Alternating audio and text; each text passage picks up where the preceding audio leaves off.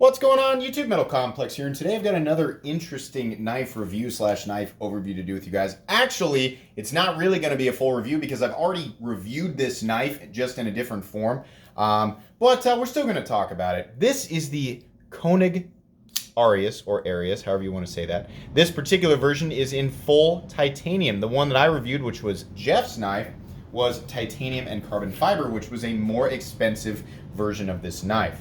We're going to talk all about it. This knife was sent to me, like many others, from my good buddy at Eric B. Like on Instagram. Please, seriously, give this man a follow. Everybody that always say that about, do actually go follow them, because if it weren't for them, I would not be able to bring you guys daily content.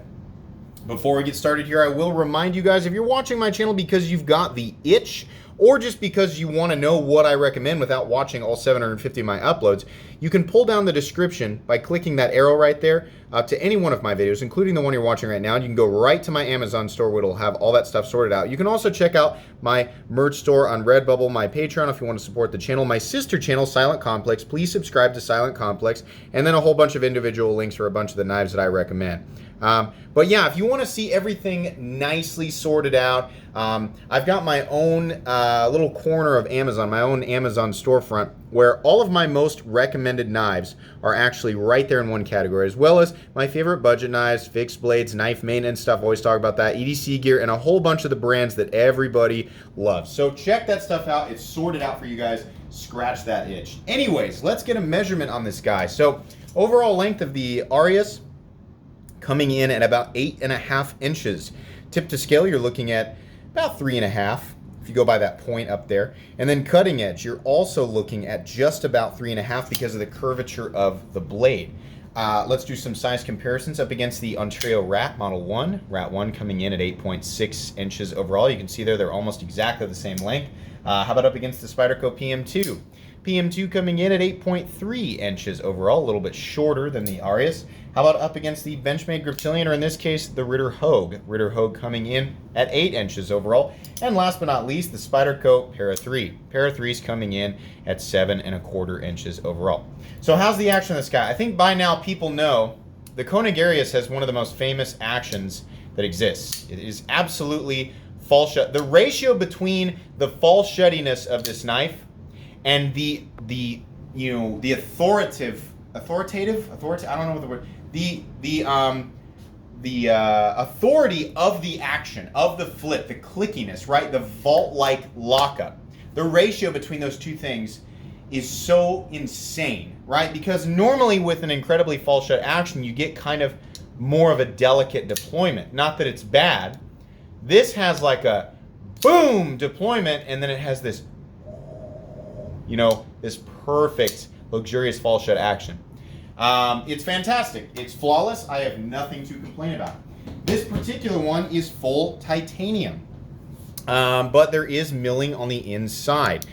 You can see there some pretty serious milling, right? So I want to let you guys know that even though we are looking at a full-size knife coming in at 8.5 inches, one that has a blade stock thickness of, let's make sure we measured on the right, on the flat. No, that's not right. Sorry, my calipers are notoriously terrible. We need some new calipers stat. About 150 thousandths, I believe, is about right. So fairly thick blade stock. So yeah, big knife, right? Coming in at 4.83 ounces, which in my opinion is very good. Now it's going to be too heavy for some people, it's going to be too big for some people, but considering the materials that you get, right? The action, the mass, the weight, the profile, all that stuff, the materials, it's really impressive. Very, very impressive. This knife is all about ratios, and they are all impressive. How about up against, let's do thickness, up against the Para 3, you can see there just about the exact same thickness, possibly ever so slightly thicker. Sorry, let's get it closer. Ever so slightly thicker because of the titanium, right? But it is contoured, which means you have a little bit of a visual illusion, but that contouring helps fill out the knife in your hand. So it is technically thicker, but it's not unnecessary thickness. The extra thickness is actually doing a job. Now it does have a flipper tab, so what does it look like in terms of carry profile? Well, despite the fact that it is a large knife, it is a little bit thicker, right? And it is it does have a flipper tab. Did I already say that? It really isn't outside of the realm of crazy. I mean, up against two knives that, say it with me, have awkward carry profiles that nobody ever complains about, it's really not taking up all that much more space in your pocket than a Spyderco PM2, right? I have no issues carrying this knife whatsoever. So this particular one, let's go over it here real quick, is sporting this sort of bead blasted contour titanium. But if we get real close, you can see there's slight, ever so slight micro milling lines that I don't know that I noticed on the first one. And maybe it's different, but it's not. It doesn't feel like texturing, but I can see it, and it's very beautiful. We have blue titanium hardware. We have that cool, I don't know what you call that, this bowl-shaped sort of D-shaped pivot right there, which is great because it keeps the helps the pivot from coming apart while you're using it. We have a two-tone blade, and I believe that this particular one is CTS XHP. I could be wrong. They use CTS XHP and M390. We have two-tone satin finished and tumbling, which is just beautiful. And we have this nice slot opening up here. There are no, sorry, I'm doing this left-handed to prove my point, but I can't, my left hand doesn't want to function as well. There we go. Yeah, it's very easy to deploy. The little thumb hole is set in exactly the right place, whether you want to do the regular thumb flick, the flip, or the reverse flick. It's just perfect. Fidget factor is just insane on this guy. Ergonomics are just perfect. Your hand, I mean, this is built for the human hand. Your hand locks into it, right? No sharp edges up here, up on the blade spine. It's getting everything right. And on top of that, I believe, we're obviously running on bearings, but we have an internal stop pin that rides with the blade and then braces on the frame. So it acts the way that external stops work, where they brace on the frame rather than the tang of the blade bracing on the pin. So this is a stronger setup. It's basically the same thing as a Hinder XM18. By the way, there you go. There's your comparison there. We're looking at two knives that cost very similar. The main reason that I'm reviewing this again, you want a full titanium Hinder XM18 3.5 inch in M390 running on bearings. Essentially, it's very similar. You're going to pay $625 for this guy. You're going to pay less for the Koenig, which is amazing, in its base form. And this version right here is very close to the base form. Let's continue. No sharp edges anywhere. Anywhere. Fantastic cutout space for access to the lock bar. Fidget factor, like I said, just insane, just off the charts. So easy to flip over and over and over and over again. Landing zone back here is nice and smooth. I have to dig to touch that blade, and it's just a little bit, so I don't consider that a problem. T8 hardware. I'm going to show you guys, get out my handy dandy Ouija bit selector and magnetic driver, two items that are insanely inexpensive and very recommendable. I can recommend this stuff to everybody. Those are in my Amazon store. So if you guys want to check that out, they're under knife maintenance in my Amazon store. Easy to use and very inexpensive. Both the pivot, show you guys right here, be careful. I don't want to put any unnecessary marks on the blade. Oh, wait a sec. Yeah, there we go. Pivot is T8. I know that that one's a T8, but we'll go ahead and demonstrate here real quick. The steel lock bar screw is a T8, and the body screws are T8. No complaints there. That's, you guys know what I always say about that. Just make everything T8. Thank you, Koenig, for doing that exactly right. By the way, did I mention there's almost no billboarding? It says Koenig right there on the blade, and that's it. Awesome. Backspacer is perfect. It's got an unobtrusive lanyard slot right there. It's a little bit gear patterny, and it kind of adds to the overall theme of the knife. The pocket clip is awesome. Carries about right here. Not necessarily deep, but not necessarily shallow either. Nice, easy access. Your finger actually gets caught in that little slot there, so while you're pulling, there's some traction to help pull from the pocket so it doesn't get stuck, and you do that thing where you end up right here, and the knife still comes out, and you drop it. No, it's not going to happen with that pocket clip. Steel lock bar insert, you can see there, this one's engaging something. It's actually, it looks more than 50%, but it's actually only engaging at about 50% on that lock bar insert, which is perfect. It also doubles as the over travel stop. And surprise, the knife is perfectly centered. This version of this knife is so close to absolute perfection. I mean, the only thing that I personally would add to it to make it like Excalibur would maybe be some checker, like some texturing, like on the XM18, and a choil. So what the XM18 lacks, the reason that I picked up the XM18 with the fuller is so that I could actually do the reverse flick on it. But it's nowhere near as organic as the feeling that I get from this guy, right? Now on top of that, the Koenig has contoured scales. The XM18 would be perfect if it had a slot like this, something like that I could do the reverse flick with. That's just my need for it to be fidgety. It doesn't necessarily need to have it. That's not a utilitarian feature. That's just something that's a fad that people like because we all love fidget factor, and fidget factor is the thing, right? But if the XM18 had that, if it was contoured, it would be perfect. Well, the Koenig has that, and it has the contouring. The Koenig does not have the forward choil, at least standard. I have seen a few out there that do have choils. But if you added some texturing, which I'm sure they do, in fact, I saw a picture of one the other day on Instagram that had texturing. One of these with some texturing and a forward choil, that's about as perfect as it gets.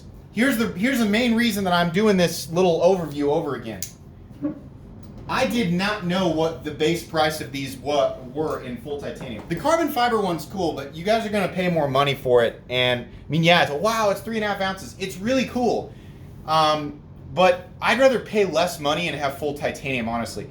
The base price of these, the least expensive one that I could find, I found one on DLT Trading for $585. Now, believe me, guys, that's a lot of money. That's more money than 95% of people will ever spend on a folding knife. 99% maybe, right? But based on everything that I know about folding knives, the materials used, right, my own preferences, and just feeling things out, getting a sense of quality and precision manufacturing. By the way, these are all made in-house in the United States by Bill Koenig. So based on all, my sense of value, where I put my value in certain things, utility, function, X factor, all that stuff. It's all in my, if you want to question my, my process, right?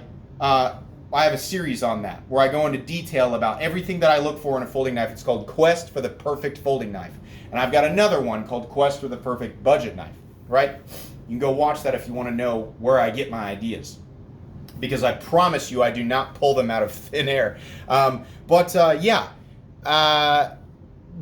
leads me to the conclusion that dollar for dollar, and I do have another video on the point of diminishing returns, and I openly say that it's somewhere around $150, and I use the Ritter Hogue as an example there. Now, that's not to say that every dollar past $150 doesn't gain you anything. I'm saying it might gain you less and less and less and less. Up to this point, the most expensive knife I think that I always said that I could openly recommend to people was around the $425 mark. XM18s, Sebenzas, Umnumzans, stuff like that. But I mean, it's like I can't. If the I think I almost said it about the Holt Spectre, which I've got right here still. The only thing holding me back from recommending the Holt Spectre is the fact that it's just unavailable. The Holt Spectre is made to pretty much the exact same precision manufacturing quality as the Koenig Arius. They're a little bit more expensive. You do have more options for customization though, so that's understandable. But they're just unavailable in general. The Koenig Arius is, I'm not going to say as widely available as the XM18, but it is more available. It's easier to find one brand new.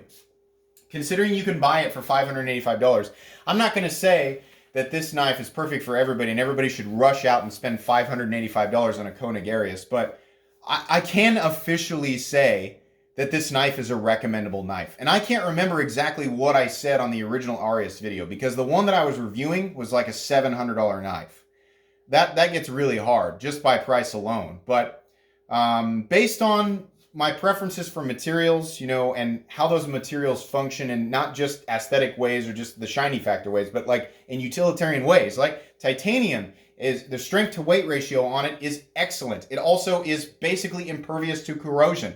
So it makes an excellent handle material. It also acts as a balance factor sometimes with a heavier blade. The blade is made out of either CTS XHP or M390 most of the time on these knives, two incredibly stainless and incredibly performance-oriented blade steels, right? The blade shape, nice and tall, comes down to an extremely thin cutting edge, performance-oriented, still maintaining a good amount of strength all the way out to the tip. I mean, that and the ergonomics and just everything else. The Koenig Arius, especially in this form, is basically flawless. Yes, I can recommend this knife. I do not care if I get backlash for that. How could you recommend a knife that's almost $600? I don't care. I'm recommending it. The Koenig Arius in this form, its base form, titanium and either CTS XHP, I'm pretty sure they still do that, or M390. You know, pick your poison. It's a recommendable knife. It's going on. This knife is going on my favorite folding knives of all time playlist, and it's going on my most recommended knives playlist. This is legitimately one of the greatest folding knives that has ever existed. And I'll openly admit that I think, I think that Rick Hinderer is one of the most excellent, knife I mean, as far as production knives go, like in terms of like manufacturing excellence, this and the Holt Spectre just seem to be just a hair above it.